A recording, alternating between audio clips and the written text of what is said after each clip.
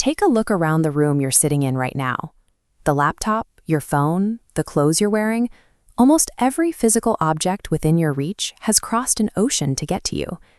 This bar chart shows the sheer explosion in the scale of India's international trade. Back in 1950, our total trade volume sat at a modest 1,214 crore rupees. Today, that number has skyrocketed to over 77 lakh crore rupees. This massive logistical web exists because of a basic geographic reality. No country is fully self-sufficient. Natural resources, climate conditions, and populations are distributed completely unevenly across the globe. You have to trade for what your geography lacks. Moving these goods across borders is a high-stakes geopolitical game. Nations rise and fall based on their ability to secure resources and maintain access to foreign buyers. If you want to understand global economics and ace your Class 12 geography exam, you have to master the physical gateways where this cargo lands and the invisible rules that govern where it can go. A natural harbor is just a stretch of deep, sheltered water where ships can anchor safely. A port, on the other hand, requires heavy infrastructure, the cranes, warehouses, and transport links you see here that actually load and unload the cargo. Every port relies on a specific inland economic zone called a hinterland. This interior region produces the exports and consumes the imports. A highly developed, massive inland network guarantees a high-volume, globally significant port. The NCERT classifies these ports by the cargo they handle. Industrial ports specialize in bulk materials like oil and grain. Commercial ports specialize in handling manufactured and packaged goods. Comprehensive ports, which dominate the globe today, have the massive scale required to handle both simultaneously. These ports act as the physical bottlenecks of international commerce. Whoever controls the port infrastructure controls the flow of national wealth. To measure that wealth, economists look at the composition of trade. This is a straightforward tracking of exactly what types of commodities a country is buying and selling in a given year. Looking at this pie chart of India's current exports, we see a stark shift from our past.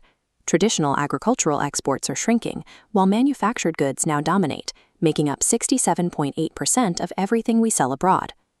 Then we look at the direction of trade. Which specific countries are buying those goods? Recent data shows the Asia-ASEAN region has firmly established itself as India's dominant trading partner. By tracking these two metrics, what a nation sells and who they sell it to, you get an instant, clear snapshot of their stage of economic development and their current global alliances. As global trade scaled up from the ancient Silk Route to the steamships of the Industrial Revolution, the primary obstacles shifted. Physical geographic barriers were conquered by engineering, leaving political and systemic barriers in their place. To prevent economic chaos after World War II, nations agreed to a framework that eventually became the World Trade Organization, or WTO. Their mandate is to set permanent, universal rules for global trading. Under this system, trade falls into two categories. Bilateral trade involves direct, exclusive agreements strictly between two countries.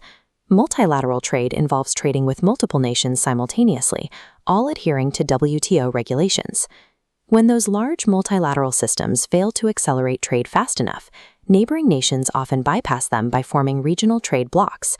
Blocs like ASEAN, the EU, and SAFTA are built on geographic proximity. Member nations agree to remove trade tariffs strictly for each other, making regional trade cheaper and faster. Today, these invisible trade blocs and WTO regulations dictate a nation's economic reality far more than its physical borders do.